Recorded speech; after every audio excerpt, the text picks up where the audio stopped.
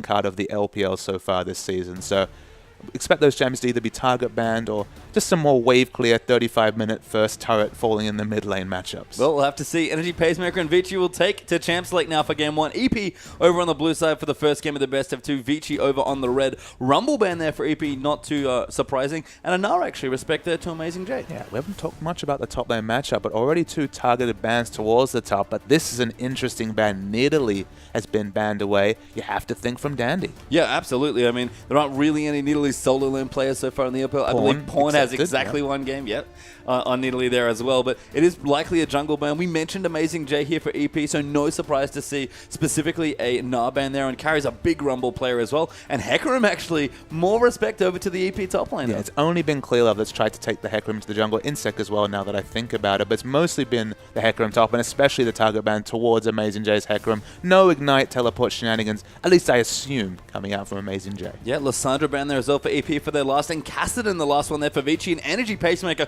will snap up the Janna as their first pick. Yeah, I mean, picking up Janna is wonderful for yourself, but denying Marta Janna is such an important thing to do. Marta's so wonderful on that champion. It supports the roaming style with the extra movement speed and just the overall disengage to be able to put down those wards deep. So take it away and not support any playstyle. And it's funny, we talk a lot about Dandy and Marta obviously on this team. I feel like they've adapted to play just a bit more Chinese League of Legends, a bit more aggressive. You know, Marta's been going to Annie, to Leona, I think maybe in some cases as well. And Dandy last week with the carry style, starting to pick up a bit more of that local aggression. And I think that's important. Like, you can't just pour in something that was so effective in another scene on another team and hope for results. You know, no one really knew what it would mean if you put Dandy and Marta on another team. And what we've kind of got is there's been flashes of brilliance from Vici where they really take advantage of the wards, where their solo laners get to a position in lane where they can actually utilize that information and carry. And there's been equally as many other times where the information's kind of just been almost wasted gold in terms of all the wards that have been down. They haven't been able to make the rotations or the plays to support all the wards that have been put down. So I like the more selfish style from Dandy, but it doesn't mean that in 4 or 5 weeks time or when we get to playoffs that this will be the Dandy Marta show that we expected. True, and we'll catch up on the draft a bit. Vici did go with Maokai Corki as their first 2 picks, so pretty standard stuff. EP responded with Azir and Jarvan, also very standard here in 5.2. So Vici, plenty of options now as they go for their 3rd and 4th picks of the draft. Yeah, Azir blind pick is actually very safe still on 5.2. We've seen a lot of different flavors of Azir, of course, whether we've seen the Zhonya's put in or not. Vasily hovering over the Veigar here. Of course, Veigar support has been finding its way into other scenes. Veigar mid, of course, Pawn has pulled out twice already. Not sure if we're going to see the lock-in, but it's a fun hover anyway. Yeah, we do have Rek'Sai there as well, so another big Dandy jungler, and Veigar will come in for Vici as their 4th pick there, so it's going somewhere. I don't know if we've seen the Veigar support in China yet, so there is a lot of potential that it could be a mid-lane Veigar against Azir. With that kind of medium range, he's going to want to hang back and farm up your Q. Of course, it's a bit of a risk. You usually use that Q for lane control, but if you waddle up as Veigar and try and trade and the Sand Soldiers come in, you're going to eat a lot of harass. So I'm going to guess it's going to be a mid lane Veigar, but there's always that flex pick of the support. Yeah, we'll have to see here as well, but EP are going to lock in their last 2 here. Love the Lee Sin there for Drizzle. He's looked best on that champion, but Ezreal's actually going to come in for the AD carry now. Ezreal, a late pick here, is very interesting to me. Of course, it's against the Corki. I believe it was Kid who said he was happy to take Ezreal into Corki.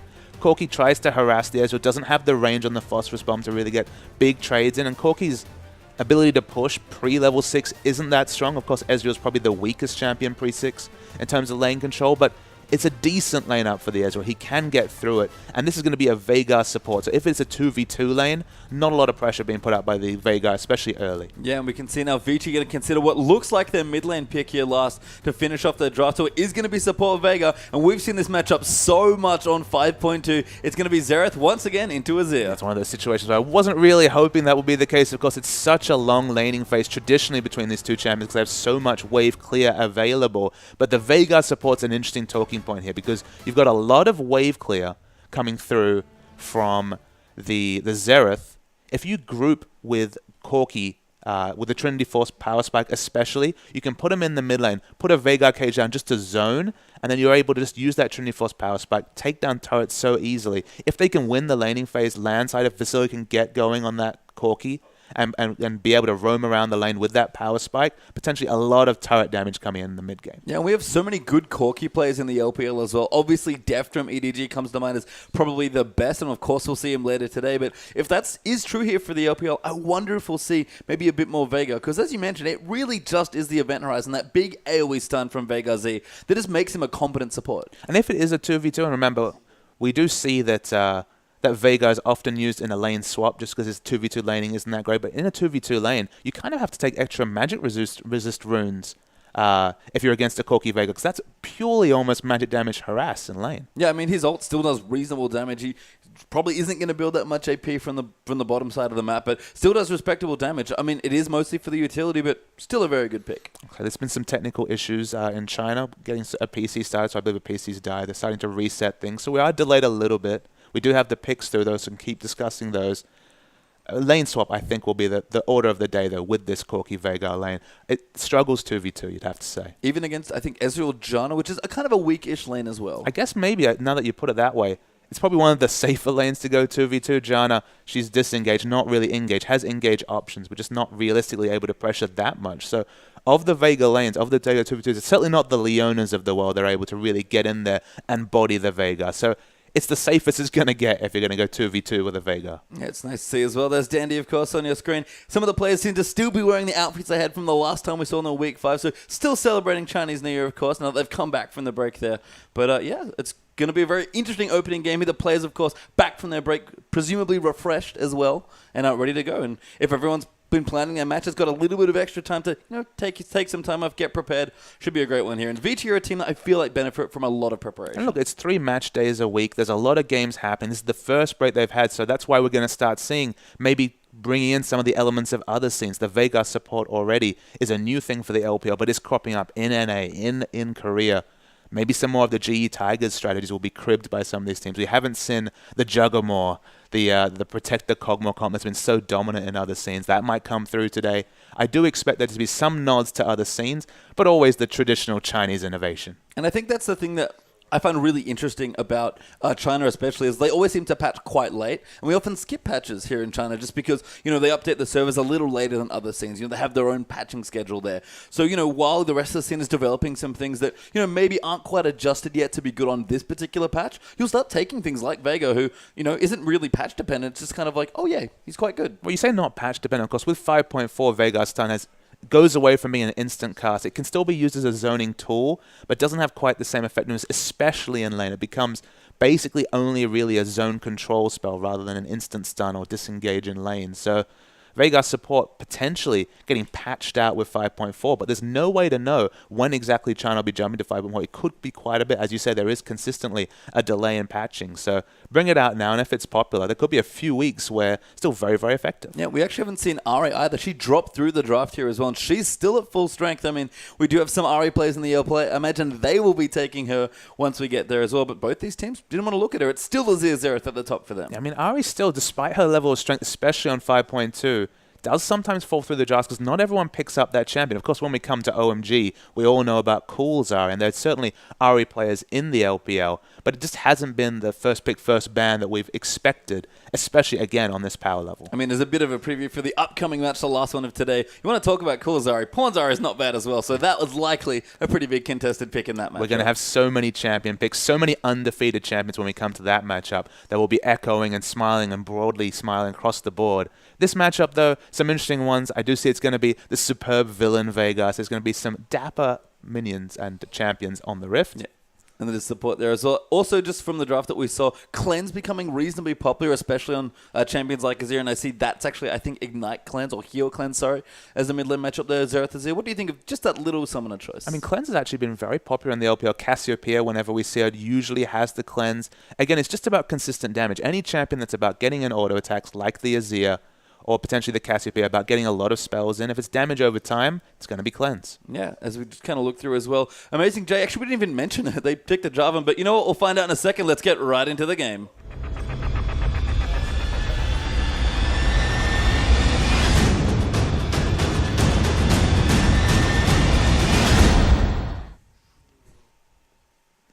And we are into the game, but we do have a brief pause, unfortunately. So welcome back. We should be into the game once we sort that out there as well. But again, going through the draft a bit more. Amazing J didn't even notice it, actually. Drizzle does have his Lee Sin, but Amazing J is taking Jarvan back to the top lane. Jarvan top lane. It's very interesting. Against the Maokai, I don't feel like it's going to be really able to pressure him out of lane. We've talked lane swaps a few times. In terms of lane swaps, you'd give the advantage to Maokai just because he has a bit more reliable ranged wave clip. Of course, Jarvan can just farm with the Lance Q and be able to get those last hits, snipe them away even with the 60 damage on that level 1 flag. So he does have options in a 1v2, but you'd pass it to Maokai with the extra sustain. And again, coming back to the cleanse, you have to remember, we've talked about the Veigar rotating to mid.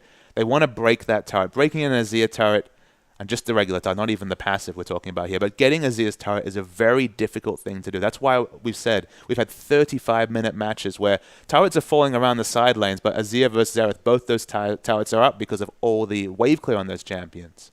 So in this case, when you have Veigar grouping in the mid, pulling out the event horizon, smart to have the cleanse there. Yeah, we are into game 1 here for our Week 6 LPL day here. We're, of course, in the first game after our break here. Energy Pacemaker versus Vici. Going to play the first match of their best of 2. EP over on the blue. Vici inhabiting the red side today. And both teams back and refreshed from their break. Let's see what they bring to our first game. So yeah, the big question has been, will we see a lane set or will we see 2v2? Very smartly pointed out by Pastry Town, there is a Janna Ezreal lane, so not a lot of pressure from either of those champions in the early levels. Not a lot of wave control either with the Ezreal, so it is a viable strategy to go 2v2, but the scouting is on. Yeah, we can see Mata there as well, pretty aggressive on his choices early on. Actually, Dandy in a bit of trouble, just taking harass. Drizzle going to follow in. Dandy looks like almost going to get first blood. A great heal, though, from Hatong will keep him safe, but Dandy forced a flash. Yeah, Dandy a little bit slow coming back from the break here. Just took it a little bit too casual, was trying to trade damage with Drizzle, but not respecting the fact that Shu was right there next to him. Has to use flash very, very early. It's Lee Sin versus Rek'Sai, so you have to think the skirmish advantage is significantly in Drizzle's camp, and now he might have unwittingly opened up Drizzle to do some significant counter jungling. And interestingly, Vici might even be looking for the swap here, like you mentioned, Carry. With the Maokai looking to clean out the little Raptors, so going to start out there on that camp for himself. Might even try and clear it all. But Vasili's already in the top side of the map, and Mata's going to waddle his way up there as well. So Dandy will start on the blue side of his jungle. Drizzle on Lee Sin's going to start on his blue as well. Yeah, showing a lot of respect to the fact that Veigar, again, not known as a strong 2v2 laner. We thought this was maybe the one lane that he could be competitive in, but I imagine they've usually practiced the Veigar support in a lane swap because you can't assume Ezreal Janna very often. So just go with what you know, go with what you're more comfortable with, and go for the lane swap. Yeah, and that's despite Mata's reasonably aggressive choices, starting with the spell thieves, and also having Ignite for his lane there as well. So going to add a decent amount of pressure whenever he does roam through the lanes, but we'll actually start with a swap here, and it seems like Vici going to get the upper hand there. They've started their freeze. EP started on the Krugs.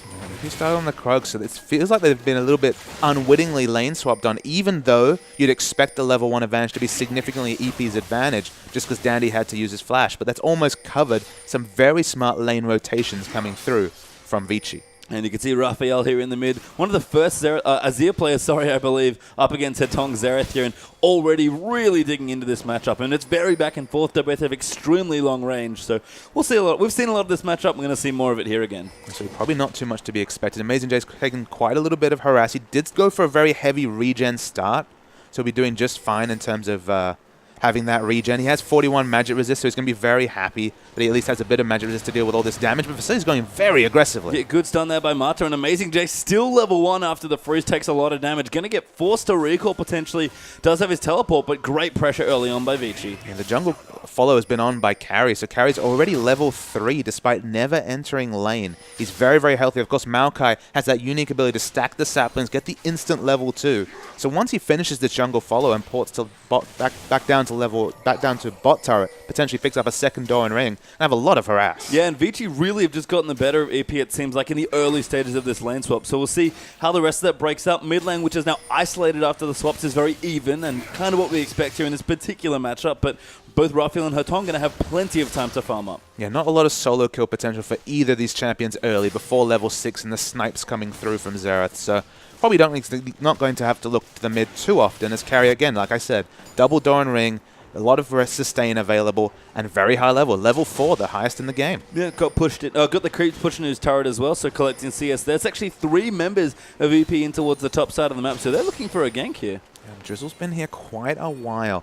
There's not a lot of the Amazing Jay's going to have to do a lot of the CC, but this is a big fight. Yeah, Dandy's here as well. Mata actually with a great event horizon. Good triple knock up there by Dandy. Shu in trouble. Going to be forced to flash out, but Vasily goes in. The Chilling Smite goes down, and first blood goes to Corky. Vasily, they're going to flash out. Drizzle in trouble actually, but not going to get chased on. Oh, the Prey Seeker. Dandy snipes it for a double. Dandy gets the snipe. Prey Seeker. So much confidence from Vici in their skirmish, and you have to remember Dandy still does not have flash available. There was a summoner advantage in that skirmish for EP, but they face-checked, out came Dandy, and the kills came through. And we talk about it so often when we talk about Dandy and how he jungles, but he always seems to be in the right place at the right time, and as always, that is not a coincidence. Yeah, I mean, Marta was doing a lot of work, only had 1 point in the event horizon, but an AoE 1.5 second stun just throws off so many skirmishes that you're able to predict. Of course, with these new supports coming through, they do slightly different things, and that lockdown is so big from the event horizon. Yeah, very well played in the exchange in towards the top. Raphael, they're going to think about going back here. Looks like Hatong's already done that, so actually has an early amplifying tome here just for a bit of flat AP. 80 carries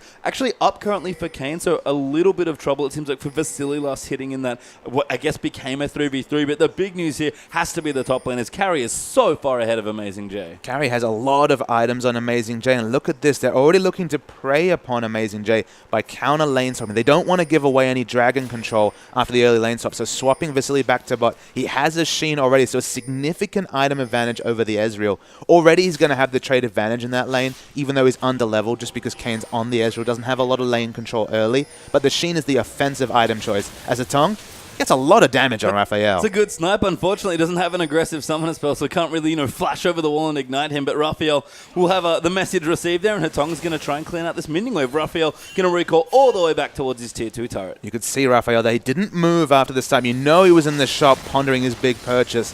Very expertly harassed by Hatong. And the poor Amazing Jay, who's really been bullied early on, Carry just goes in on him as the over-leveled Maokai here. Amazing Jay finally going to get some CSN experience, but he's struggling now against the double Doran's Maokai. I'm just so impressed with Vici's early map movement. Again, after their plan, you would have thought would have been thrown out the window when Dandy had to use his flash level 1. They commit to it, still go to the lane swap, win that skirmish, and now with the counter rotation, both top and bot are in disadvantageous positions from all the early moves from Vici. Yeah, and we sort of looked to Drizzle here and Energy Pacemaker to set the tone for his team, but he kind of just got out counter-ganked there by Dandy in the top lane, and that's all he's been able to do so far. Out counter-ganked, even though Dandy didn't have the flash available. So it was all or nothing for Dandy there. If they committed to it and lost, he didn't even have the defensive option to flash out. Again, excellent timing and communication. Vici, communication's been at a premium for them. There's been times Dandy and Marta have really been in sync with their teammates. Other times their teammates just have lagged behind and haven't been able to translate vision advantages to big advantages for the team.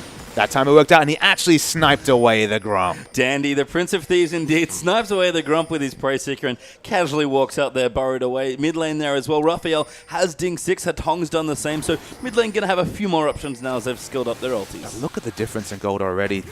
1,800 gold just from those 2 kills and the CS advantages across the lanes. Slight advantage in the bottom lane for Kane, but with all the rotations and of course people coming into the lane stealing away creeps, not a big problem for Vasily. Yeah, and Dandy going for a bit more of an aggressive choice here as well. Chilling Smite here, his option, and he's building in towards a pretty quick warrior as well. Now stealing away the blue buff. Going to look to give that over to Hatong, and Xerath looks like he's just going to pick it up.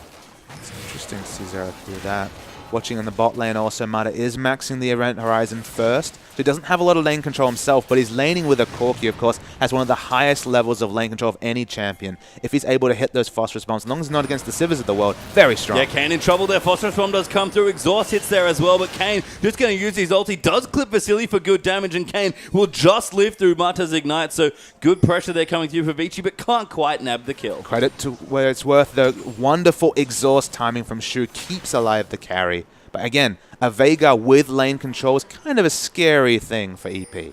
Vasily and Mata hoping that someone walks by, but instead they'll just kind of pick the safe option. Dandy did take that blue for himself, by the way, so a good steal there, but Hatong, of course, will get the second blue coming through now as well. So Dandy not just out-counter-ganking in the top lane there, now stealing away Drizzle's jungle as well. Absolutely out-jungling Drizzle. I mean, in terms of the matchup, in terms of the pedigree, maybe that's not surprising, but after the start, you have to take into consideration losing your flash and then so landslidedly winning the jungle matchup. Dandy is super on form today. Yeah, Dandy even going to clear out a pink ward on the bottom side as well, so much advantage. And we look to Rek'Sai as the jungler that, for me, just suits Dandy's style to a T. Well, it's one of those things where you can balance the ganking and the farming so effectively, so you can get over-leveled and over-farmed, actually have flexible options in terms of build path. You can go the super greedy carry path, or you can just go for more balanced tankiness. At this point, we don't know if there's going to be a Sightstone, but we have to think maybe a luxury Sightstone or snowball Sightstone after the warrior comes through. And then late game, you have even more options. Maybe it's the options that Dandy's committed to. It's not going to be the Nunus of the world, the support junglers. It's not pigeonholing himself. The Nidalees and the Rek'Sai open him up to carry potential, and the Rek'Sai especially. Early ganking, tankiness, damage, and split pushing. So many options. So fitting for what Dandy needs to do for this team. Absolutely. His carry is still kind of bullying Amazing J around. Jarvan has picked up a bit more CS, but as per Amazing J, he's going quite aggressive with his early item build. So risky when you're behind to go for what I have to assume is either going to be a Tiamat or maybe even slowly building in a Hex Drinker into the Maw of Malmortius. Still, the offensive item, the 875 gold spent on damage stats, he will not be tanking any sort of dragon fight in the next few minutes. And speaking of dragon, Dandy's starting it straight up. Yeah, no teleport there from Amazing J. So carry, if he wants to, can come down. Dandy with the warrior and chain completed does quite a lot of neutral buff damage. Hatong isn't really needed, but will assist him in the first dragon. Cleanly goes over to Vici Gaming. I believe it was in Visions. They have a timer for at least EP. With this top lane matchup as it is, not really in a position to commit to. Of course, Amazing J can do some damage trades with this Maokai, but isn't built for team fighting at all. Yeah, and I think we have to look to the bottom lane here as well as Kane actually going to get stunned up. A good ulti there coming through. Vasily really wants it. Lands a Phosphorus Bomber, gets a first kill. Going to chase on to Shu, but just a little bit of poke damage coming in. And Vasily, as always, playing aggressively on his Corki. Yeah, those event horizons are really opening up Vasily to show us that aggression. We remember his aggressive rocket jumps on Tristana. The same flavor coming through excellently once the event horizon hits. All in coming from Vasily. And that was my last point about dragon control there for Vici. Even though both bottom lanes were in towards the bottom side, Fade Sheen already done for Vasily means that they have just such a good advantage with their dual lane in towards the bottom side of the map. Absolutely. It would have been a big mistake to try and contest that dragon with both the item timings on Vici and the lack of item timings being hit on EP. So smart to back away from it, but the kill on top, the advantages are starting to stack up here for Vici and EP. They're looking at a bit of a hole in terms of both global gold and these neutral objectives. Yeah, starting to fall behind a little bit here. 2,000 to 3,000 gold now. The lead for Vici, but EP, you know, there is some good news here. The mid lane especially keeping up very well against each other. Both have finished their Merlinomicons. Raphael about 10 CS behind, but sort of expected in a matchup that is at least somewhat Xerath favored. So we'll see if Azir, when he does start moving into these team fights, can start making a difference. But same case for Atonga. He also hasn't had to move out of his lane. Yeah, but the good news kind of stops there with the item timing coming through, right? We see Mata in the top lane. That's because we already have Trinity Force completed on Corki. He's going to take a long time to come to this, so probably not kill pressure on Amazing J, but this turret, you have to think, not going to be long for the world now that Corki's already grouping across the map. No, great pressure there as well, actually. Amazing J did a good job to get out, saving his combo until the last second, and not quite enough damage without the Corki, but 4-man strong in the top side of them. Actually, basically 5 there with Rek'Sai even hunting, and although the carry did actually back away, but Vici going to do what every good team does with their Corki, group and take turrets. Yeah, and Kane eventually started holding the wave, then he realized what was happening, realized that he has to push it out, but this is Ezreal we're talking about, only has the ultimate for that wave clear, and just the moment he finally pushes it into turret, who should be there but Malcolm? Yeah, very well played there. Top turret will go down. Dandy just gives up on the top lane, knows he's not needed. Vasily doing more than enough work just on his own with a little help from Mata, so Dandy moves into farm, and again, options is what Rek'Sai gives, and Dandy just loves options from the jungle. And you have to think the only option for Vici right now is to rotate to the mid lane. That's the last objective they can pick up realistically. Kane offers so little in terms of wave clear. This wonderful wave clear for Raphael, but the dive pressure is there if carry groups. There's so many things for Vici and EP. They're just trying to lose the minimum at this point. It's such a massive gold lead being built up by Vici now. So 5,000 gold already at 13.5 minutes. And Carry, even he's comfortable here in the mark. I got a quick Righteous Glory, not going for the Rod of Ages, which he would have had in fairly good timing given how this game started for him, but wants to get much more aggressive with his mid game. And you just look at the items across the board. There's scaling happening from Kane. Of course, very commonly we do see this tier on Ezra. I believe only Kid has been one to give up the Mana Moon into Trinity Force, just going straight for that Trinity Force. But again, scaling versus complete items. Immediate power versus late game scaling. That's the worry here, is that if they're committing to mid-game power and they're already ahead, there's no guarantee that Kayn will ever even see a mirror mana transformation, as Ezreal doesn't have the lane control. It's getting roamed upon. The game is being played around EP and around Kayn. And just everything really coming through for Vici. Very smart game plan and very well executed in the first 15 minutes. Yeah, again, Vici looking very together in a great three-man push, waddling down to get the final outer turret as well. And it's funny, you look at those three members, you might think that the real threat is Vasily, but it's actually that guy right there, Mata, waddling in on the Vega. Carry actually going to look for a snare, does find it. Good double knock was on. Mata goes in, gets the first done. Shu in a whole host of trouble, but does shield himself. Might be safe for now. Vasily, oh, that was an amazing monsoon, but still a good snipe there from Atong to secure the kill. Jana did everything and still died. Yeah, the Monsoon mini stun on the Valkyrie was wonderful mechanics from Shu. Shu's actually looked good all the way across this game, but means so little, unfortunately, when the rest of her team just isn't doing it for the Jana. Yeah, and now, of course, Dandy going to rock in towards the top side, stop the push in from Amazing J and save the turret as he does move in. I mean, Amazing J's done some good work here, but it's only at, what, 50% health? Dandy here with a minute 30 off the dragon, totally comfy, just taking top palm for a short while. And of course, that's an AD Jarvan with, 35 AD from items. Of course, we'll have runes as well. He does have very quick turret pushing, but he hasn't been able to win lane. He hasn't been able to hold down his opponent. In fact, his opponent's up 12 CS. Of course, that advantage was a bit larger given the early map movement for carry, so it's good that he's brought that advantage back down. But when he goes back, builds a Tiamat, doesn't mean anything for a team fight. He's still going to die instantly. Yeah, and with the dragon back in a minute, that's not what AP want here. So they might just have to sit out this second dragon, look for the third as the one they really want to contest, because Vici have invested so much in mid-game power. And that's the question, though, is when do they finally throw up that big contest? They're not going to throw up their arms and surrender necessarily. They do have scaling options. There is options for them in the late game, but there's no clear item timing that really shouts to me, okay, this is the go time. So is it going to be the second dragon? Is it going to be the third dragon? Are they going to get wards around the Baron to have any defensive pressure around there? Giving away the minimum is a really tough ask, because you never know which objective will be the big snowball that really takes you out of the game. Well, Matalo finds a stun. Hatong goes way in, a great long-range stun there as well. And Hatong fully deserves that kill and picks it up. What I'll really credit Hatong for there was understanding his damage potential, flashing in, understanding that he didn't even need his ultimate to kill away Drizzle. Very in tune with Xerath's damage and ranges as Hatong. Credit to him. Good play. Well, given how much Xerath play we've seen in the LPL, I certainly hope the Xerath players are on top of it, but absolutely right. Full credit there going to Vici's mid laner. Amazing Day is going to get a turret here, so sticking in the top side, probably the right choice here, but the second dragon going to go very easily over to Vici. Yeah, Maokai walked very slowly to top, wasn't able to stop the global gold coming through, but it's 6,000 gold as lead, 2 dragons. The third dragon's usually the one we look at and say, all right, you have to contest for that one, so at least the Mana Moon is completed for Ezreal.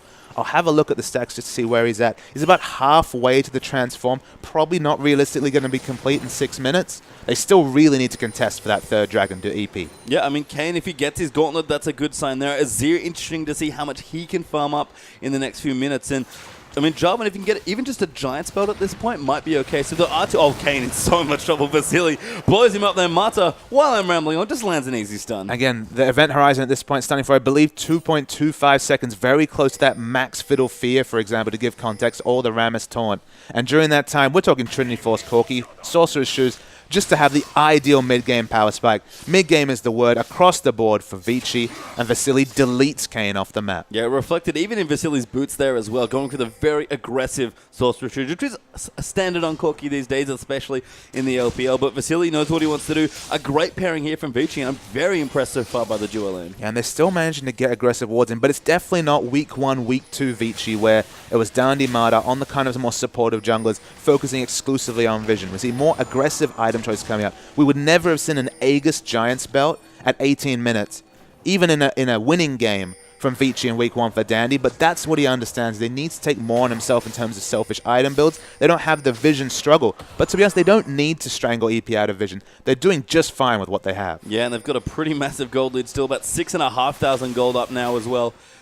We see Raphael does clear out a few wards, so EP doing a good job getting defensive wards on their side, but again, they've got another dragon they have to worry about in about 4 or 5 minutes. Vici are continuing to push in, probably with the Vega, Corki, and Hatong even leveling up there as well, getting a lot more power coming through with possibly a Rabadon as his second item. So things are starting to rack up here for Vici, and EP, they have to basically say stop at some point. They kind of have emergency item timings too, like the blasting wands come through for Raphael. Of course, Deathcap second is fine on Azir, but it doesn't give you any flexible offensive options like the Zhonya's. And if they're wanting to get a pick, they're going to need to get very aggressive in their positioning. Even the Azir is going to have to go in because it is a 2-threat comp. With Amazing J building a bit of AD, it's maybe a 2.5-threat comp, but Ezreal's going to be comfortably in the backline. They need Raphael to really take a fight by the scruff of the neck, but just getting that cost-effective AP, he's going to die instantly if he's focused by any of the dive power, even the event horizon coming through from Mata. That's exactly what I wanted to point out. I feel like Amazing J feels so denied by this Vega support pick because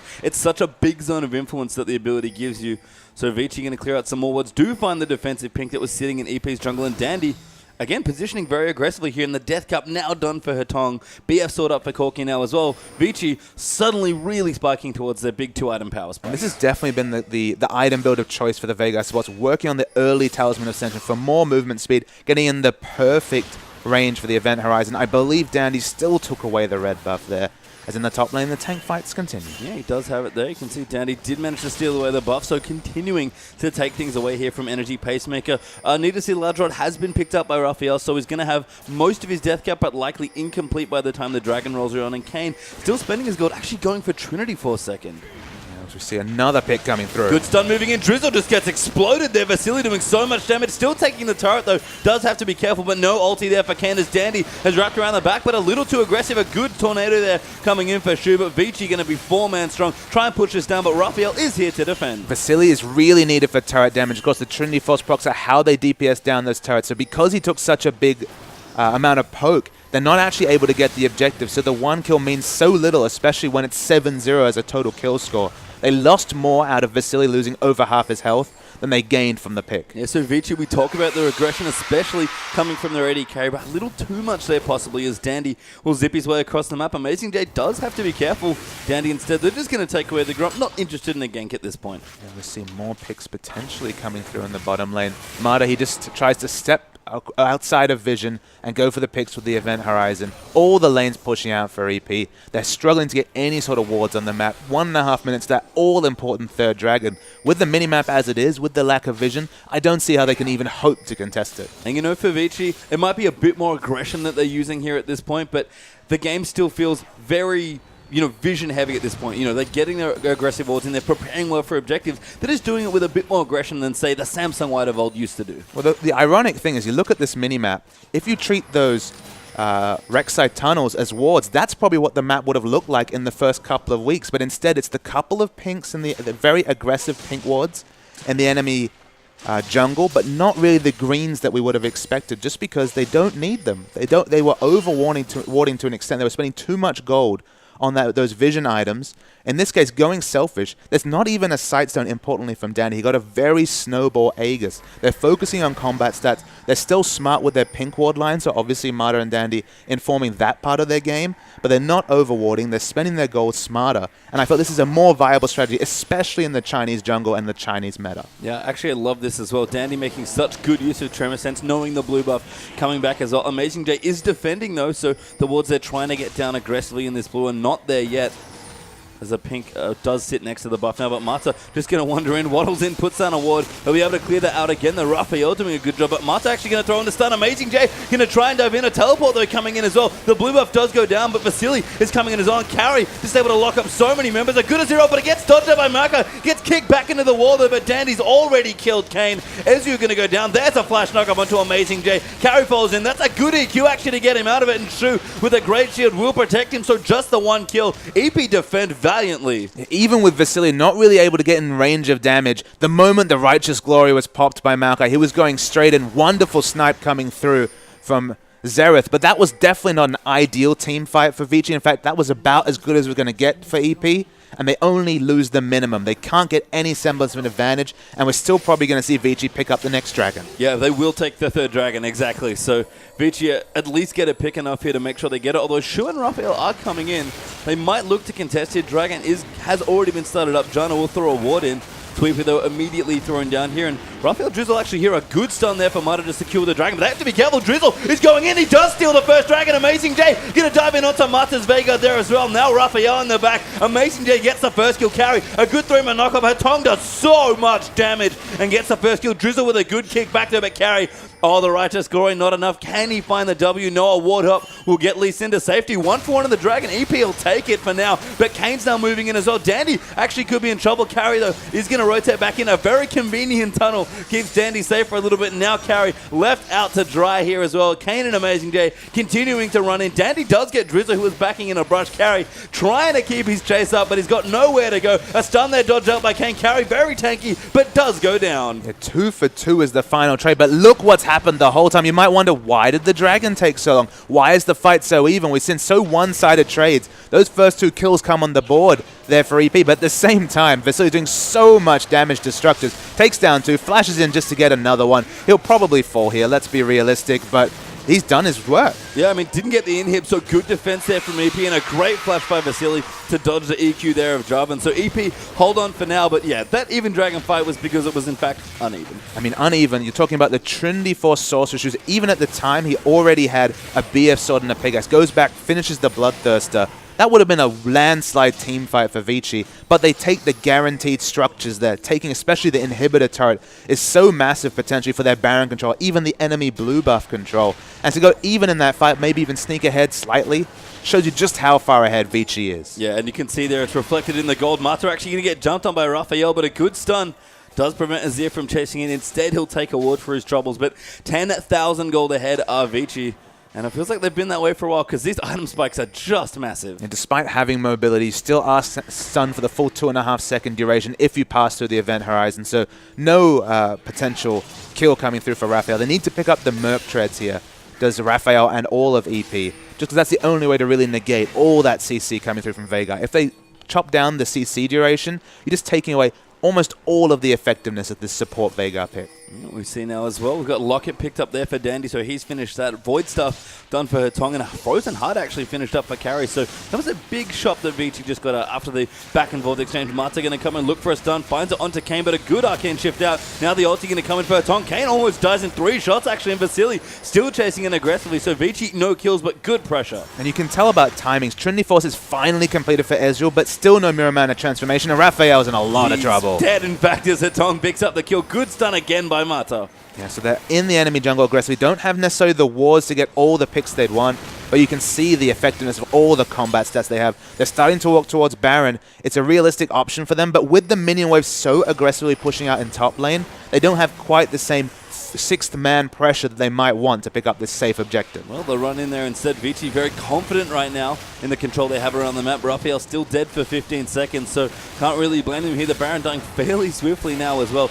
I mean, between Vasily and Dandy, they do quite a lot of damage, but they are actually forced to pull off, it seems. So they don't have any percentage health damage, so it's going to be quite a slow Baron. They're trying to DPS it down, but this is the awkward point. It's at 4,000 health. Amazing J dives in. Drizzle, though, does get blown up there. Hetong claims another kill. Xerath very low there, but still somehow alive. Mata gets the last kill onto Amazing J. Dandy now still chasing Kane on the Ezreal. Pacemaker does land, but no tunnel forthcoming. Ezreal will escape, but 2 clean kills for Vici. 2 kills. They managed to get on top of Hetong, but it doesn't matter. Mata with the flash event horizon. Beautiful stuff. And Shu in trouble there, getting knocked back by Carry, locked up by the twisted advance as well. Mata kiting back and forth. Raphael actually good damage, but Vasily in for the real damage now. And Shu stood in place, and kill actually goes to Mata again. Yeah, Shu bought a lot of time, but maybe that delays the Baron with wasting so much time, letting the death timers come down. Of course, Amazing J does have teleport available. Is semblance of tankiness with the Banshee Veil. Doesn't really have any armor to speak of yet.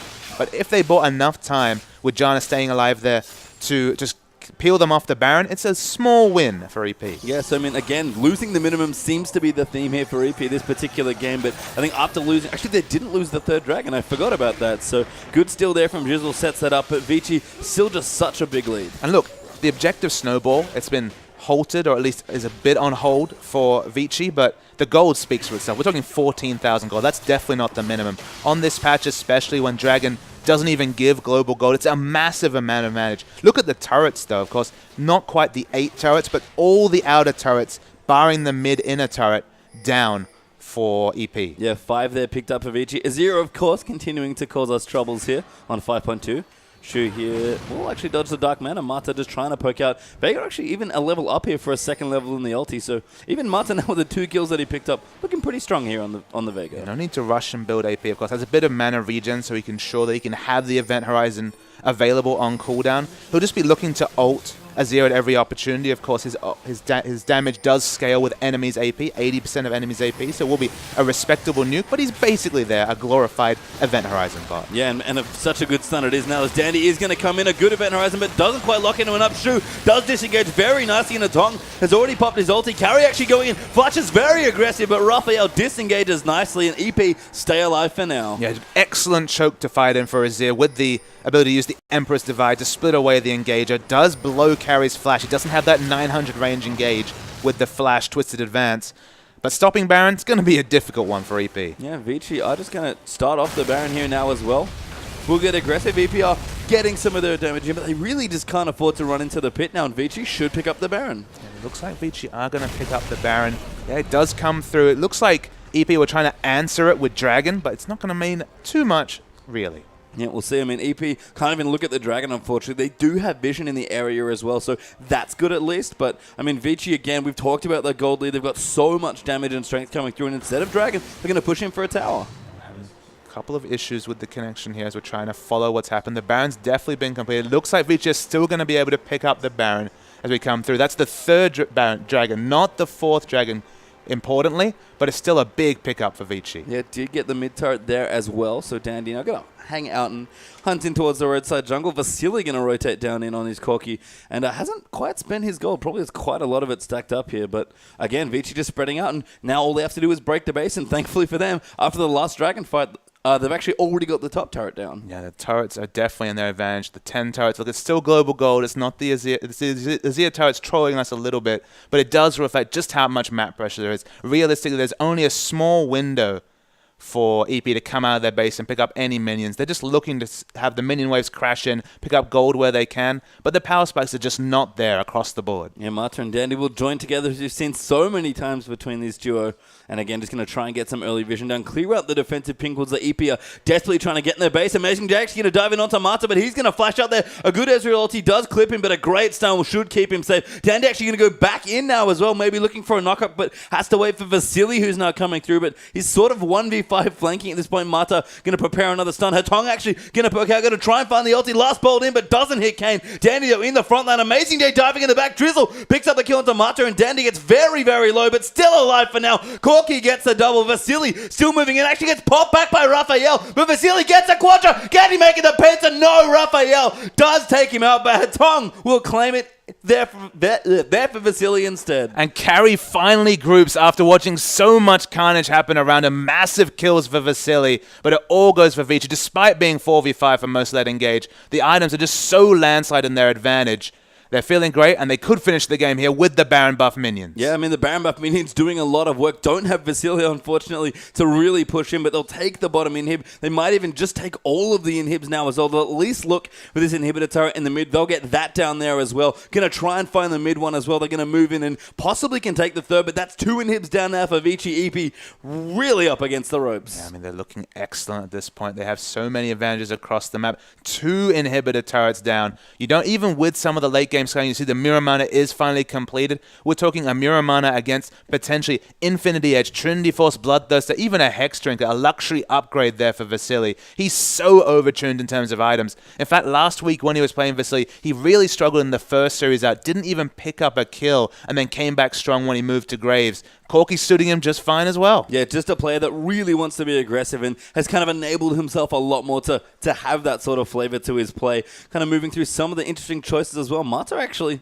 we'll say hello to Amazing Day, but just being very annoying on this Vega, really poking him. Does find a stun, but no follow-up damage there to come. Yeah, definitely doesn't have any AP himself, so he's only really looking towards Azir as someone he can hope to explode or at least chunk down effectively. No magic resist barring the Merc Treads completed on Azir. So Veigar going to be doing very respectable damage to him. Yeah, and that's one of the things I kind of find curious about her Tong's build as well. Has actually got an arm guard for an eventual Zonies, but got a quick haunting guys there as well. Although it looks like Carry might be trying to go in. Mata is going unbelievably fast there on the Veigar after popping the talisman. Vasily going to pick up another kill on this Corki, and Vici now 5v4 might have enough to finish the game. Yeah, they've got 5 members strong. They don't quite have the minion waves pushing apart from bot lane. They really want a strong minion wave coming into the mid. They're going to clear out the top turret to at least start getting the super minions pushing in, but they're just pushing towards what is going to be an eventual victory for Vici Gaming. Yeah, Carry tanking up a lot here. Amazing Jay going to get jumped on her Tong, throws out the stun, but it does not land. Ezreal will move out his ulti as well, but Vasily is shredding through these turrets. Raphael, respectable damage there for Dandy, but not quite enough. And now Amazing Jay in trouble. Kane, though, does get the kill onto Dandy's Rek'Sai, and Carry is diving in the backline. Actually quite low, has to be careful, but Vici are taking out the turrets. They do get them both. The Nexus exposed, but it's 5v3 right now. It feels like they're too aggressive to pick up exit kills. They could have just pushed with the minions. They didn't have to have Dandy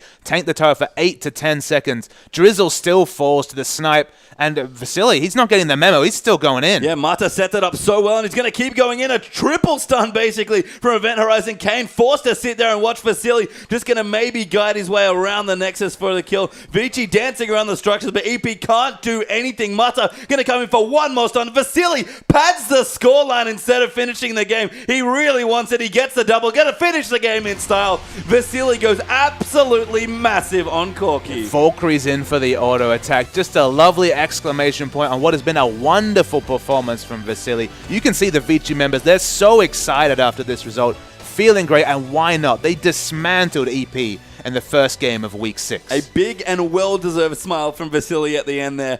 Fantastically played game by Vici. We wondered, what do Vici look like now? They've had a break. They looked very promising in Week 5, and that was just beautiful from start to finish. And barring a few times when they were fighting 5v4, okay, they had a big advantage, but they could have really a little bit fine-tuning on their grouping. They played that game perfectly, and we saw, again, the next evolution of Dandy, moving towards the more carry-orientated builds. No need for the sights, and just focusing on the Aegises, the very early Snowball Aegis. He went full super tank with the Randuin's Omen, was the front line his team needed next to carry.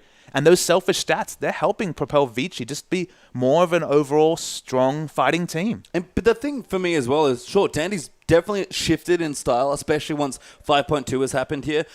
But it's not everything. Like they can't put eggs in the carry jungler basket. We've seen what happens when Spirit, I guess, from World Elite has tried to do that in their earlier matches. When Dandy wins, he is going a bit more selfish, which is great. But someone on Vici has to step up. And for me, that person has been Vasily. Absolutely. Vasily, when he's playing well, when he has his tail up, when the laning phase suits him, his carry potential has been very good. In lane against the top 80 carries in China, he does struggle a bit. But when he gets through the laning phase, especially when he wins the laning phase, that aggression, it pays off so well. Well, a great first game for Vici, but we are going to take a quick break here. Vici playing with style and flair there in the last one, but can EP take it to them, or is it going to be a 2-0 here? We'll go for a quick break, but don't go anywhere.